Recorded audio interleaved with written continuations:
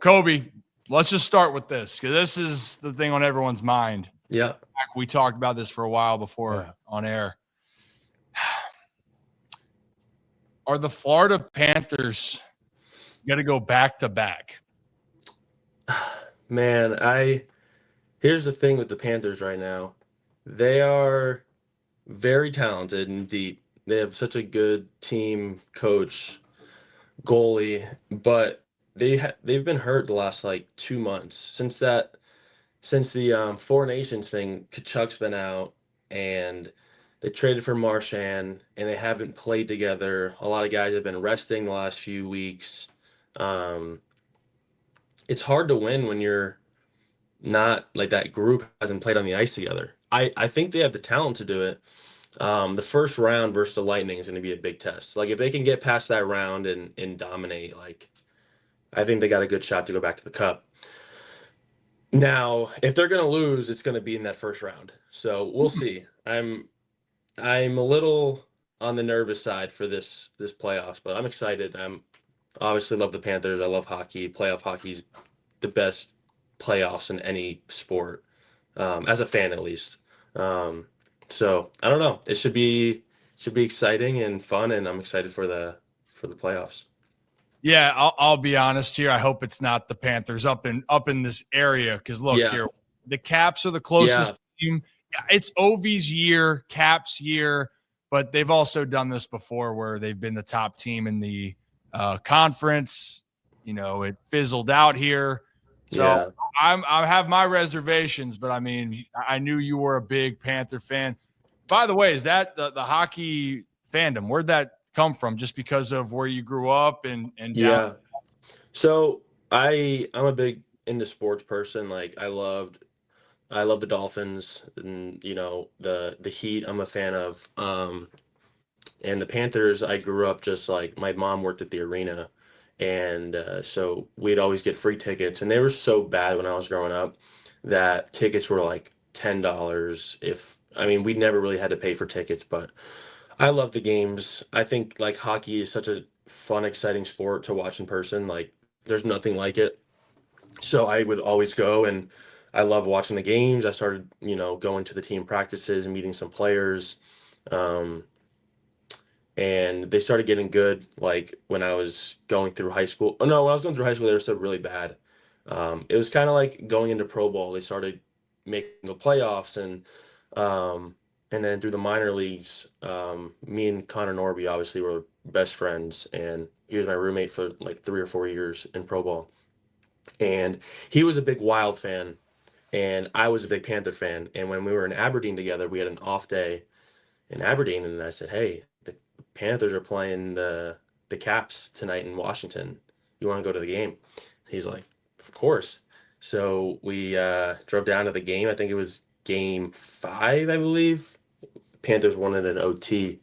But it was just I love hockey. Growing up, it was one of those things where me and my brother would always ask my dad to take us to the game, and we'd sit in my mom's restaurant, and it was just, I don't know, hockey's always been like a safe place for me. Watching the games, it's fun. It's got a little bit more stressful as I grow up, just because how you guys are with the Orioles is how I am with the Panthers. Like every game, if I'm in the clubhouse and they're playing, like I put it on my phone. Like I'm just a huge diehard Panther fan.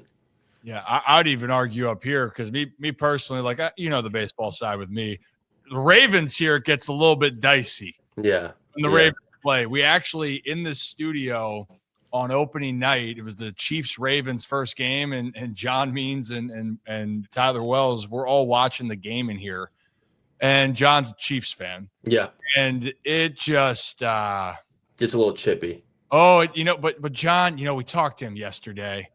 Love that guy, but man, you know what? He was playing. This is so fun. Get out of here, John. Yeah, it's fun. It's always fun as a Chiefs fan. Yeah, I know. Honestly, going to Super Bowls every single year. We didn't bring it up that they lost. He did. You mentioned though that you and Norby do love hockey. Yeah. Zach didn't. He told us. Norby was a big NHL the game. Yeah. Do you guys ever play a game of NHL, like the video game? Me and Norby? Yeah. Oh, me and Norby spent, I don't even if there's a number, I don't want to know how many days we spent on that game playing Oh, together. okay, so perfect. Who's better? Because he was talking a game like So me and Norbs would play together on I forget what it's called now, but it was like 3v3s, and you'd have like I don't even know what it was called now. I honestly forget, like clubs or something, Mhm. EASHL or whatever it was. And we would just play us two on the same team with a computer teammate against two or three other people online. And I mean, we'd get home from our game at night and just hop on NHL for a few hours until we were like, all right, we got to go to bed. But at the same time, like that's such a big thing to have during a season, is to like get home from a game, or it could be a tough game, it could be a good game, but you're getting home from the field and you have something else to look forward to that's not baseball, and just keep your mind off of it. Like we never talked about baseball. Like You talk that about it time, enough. It's your job. yeah, yeah. So like It's that was such a big thing for us away from the field. We spent hours upon hours playing NHL. We so is he haven't played. Yeah, he's good. We figured out like a little chemistry. Like we had our little like setup plays, designs. Like we were bought in big time. But yeah, we haven't played in probably like 2 years. But it was, oh my God. But yeah, thumbs? yeah, You know why? It's funny because I think we talked to Norbs in June. I Yeah. remember I was in Greece actually for that trip. It was the day after he hit his first home run. It's the day after he hit his first home run, and he wanted all the smoke in NHL. And I'm like, man, is this yes. dude? He got it in the game. He's a competitor, and obviously now he's somewhere else in Miami, and Yeah. him and Stowers. Stowie said we had him 2 days, or he's yesterday too, 2 days 2 ago. days ago. He said you were the one that broke the trade news that, that Norby got traded, and then he told the rest of the story, and that was pretty wild to see. But you spent a lot of time with those guys. Yeah. Obviously, you're still really close and keeping tabs with them. Seems like they're in good spirits. What's one thing you kind of learned from one another? I try to tell people it's a brotherhood when you're together. And even though you go somewhere else, that doesn't go away. What did you take away from being around not just great guys, but they're hell of players too? Yeah. I really miss those guys. Truthfully, like they were my best friends. Like I never thought like those guys would be such like close friends to me. But like we were together 24/7 at the field. When we were away from the field, we wanted to be together. We'd go to dinner every chance we could. We'd watch the NFL draft together.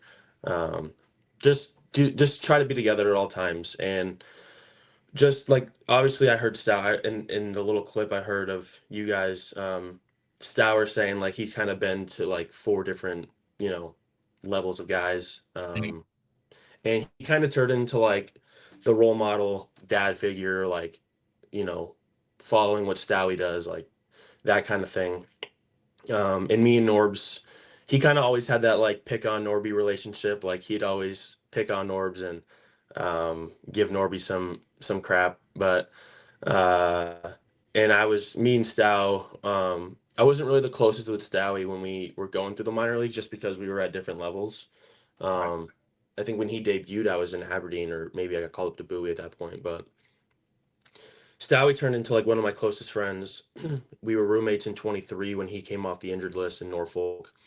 And yeah, like really, really good guys. I remember Norby would always kind of joke around and say, if I get traded, I want to get traded with you, Stow, or you, Coby. Like, and we'd always joke with Norby, like, Norby, you're going to need somebody if you get traded. Like, you need somebody to tag along with you, because there's no way you're going to make it yourself. And of course, it so happened to be that Norby got traded with Stowers, and really happy for those guys and the success they've had. Norby kind of felt like he was just sitting in AAA for a long time, and no one kind of knew. I mean, we did kind of know that it was probably going to be a trade. And same thing with Stowers, like had his opportunities and just couldn't, get that breakthrough moment, or couldn't get the consistency. And I'm so happy to see that he's playing every day and having success because, I mean, that's what you want from all your guys in pro ball. You want them to have success and, you know, I mean, the goal is to make as much money as you can in this game and have as much fun as you can in this game. And if you're having fun with your best friends, like there's nothing that's going to beat that.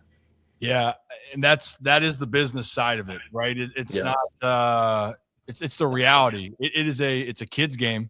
You want to go out and have fun. You want to go out and win, but also it's a business. Just like teams have to make decisions. Yeah. You're trying to make this so you can play for another 10, 15, or as long as you possibly can. Yep. But there's so many different variables. I mean, Stowie was very honest about that when he talked about his situation. But he even acknowledged, hearing outside noise, not just with trades, but just dealing with everything. I'd be naive to say that you don't hear any of the outside noise, but what do you do to stay focused, to back out? Coming from a guy, I got to say, I struggled with it. I had a guy that played a lot of games, and I constantly got the comparisons of everything. Yep. What do you do? Is it playing, NHL after you get off the field, or is there a way that you just lock in that the outside noise just can't touch you? Yeah, I mean, of course, nowadays in social media, like you're gonna hear everything unless you're completely off of social media. So yeah, like I do hear a good bit of stuff, and obviously I had a lot of attention on me at the end of spring training, um, and there's nothing you can do about it. Like it is what it is. But yeah, I mean, just you have these guys at the field. You're surrounded by your teammates for numerous hours throughout the day. And when you get back from the field, that's the time to decompress from baseball.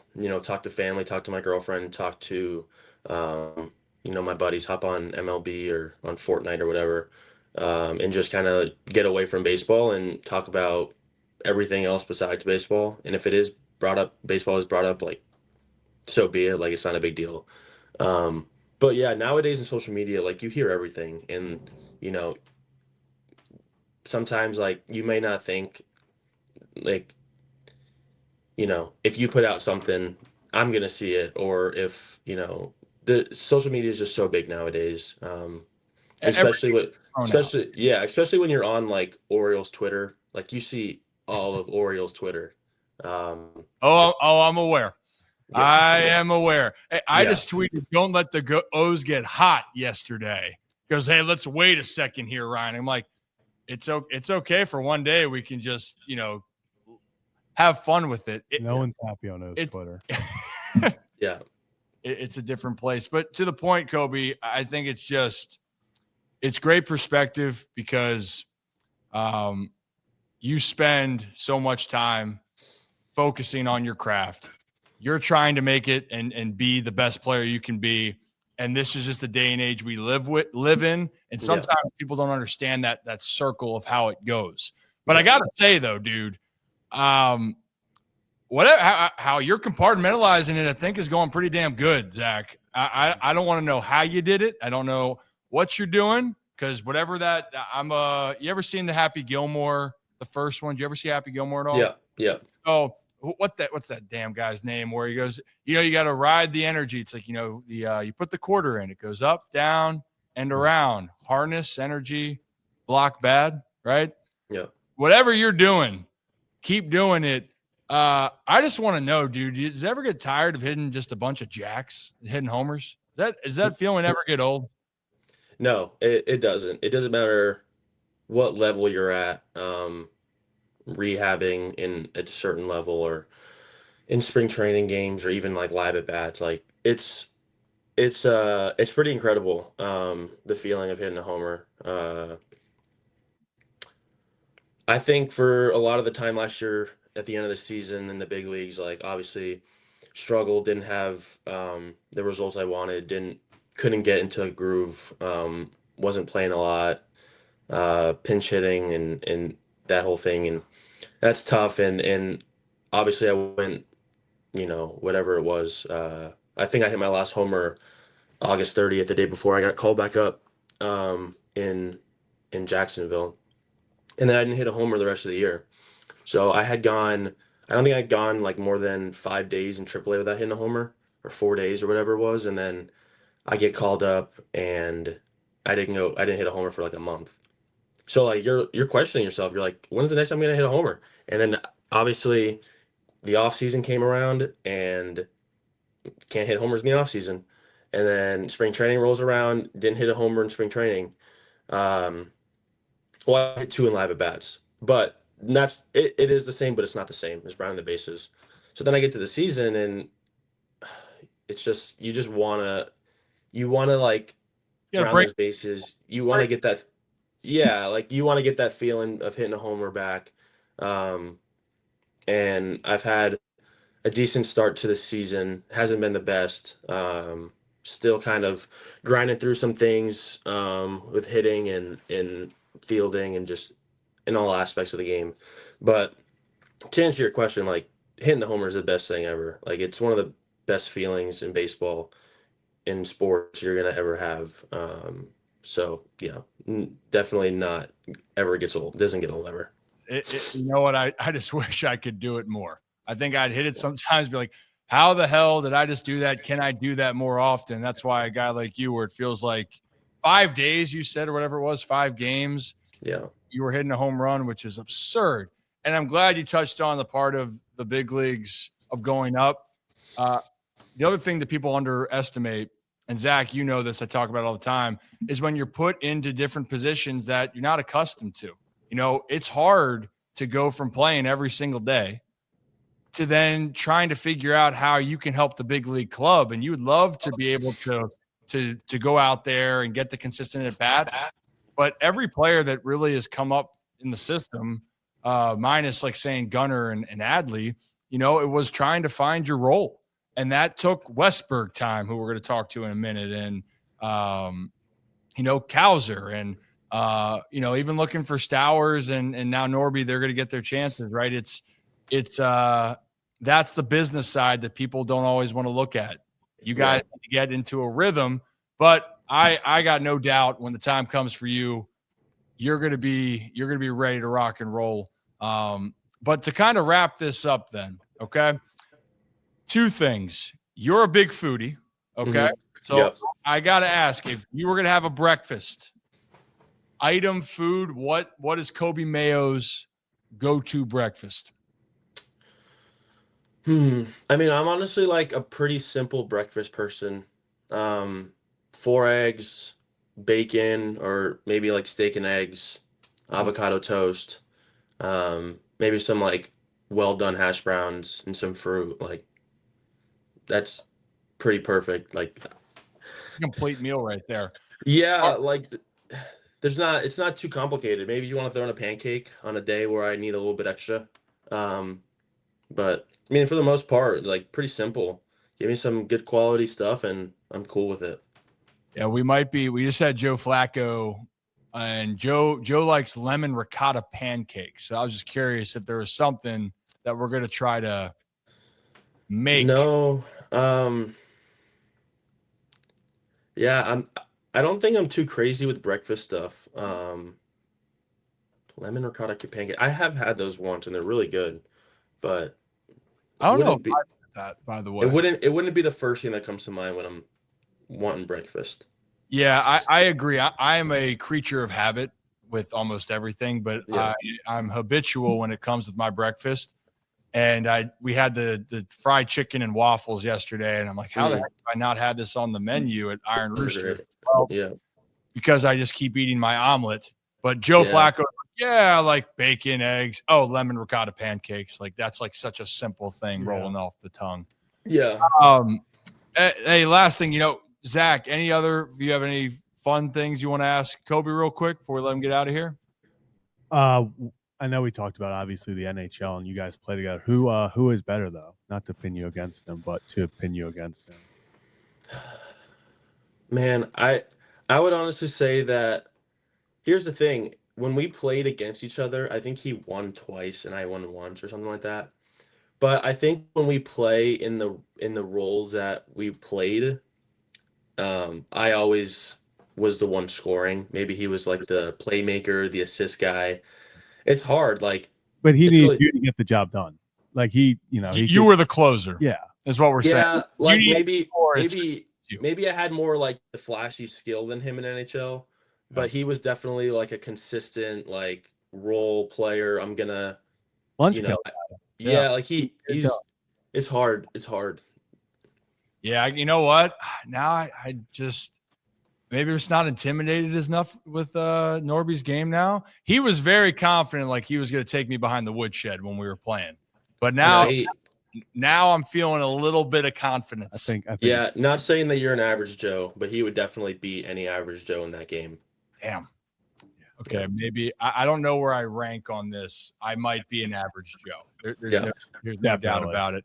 Hey, since we are talking to Westy, you want any word we should say to him? Anything from you? Oh, Lord.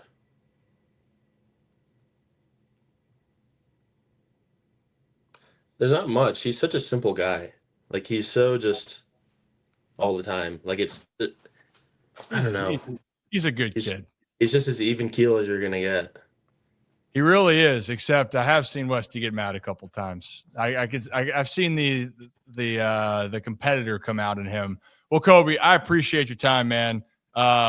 Thank you. You're in Omaha. You're finishing in Omaha. Well, hopefully it warms up in Omaha. I don't think it was that warm when I saw some of the highlights there, but keep doing your thing, and look forward to talking to you soon. Absolutely. Thanks for having me.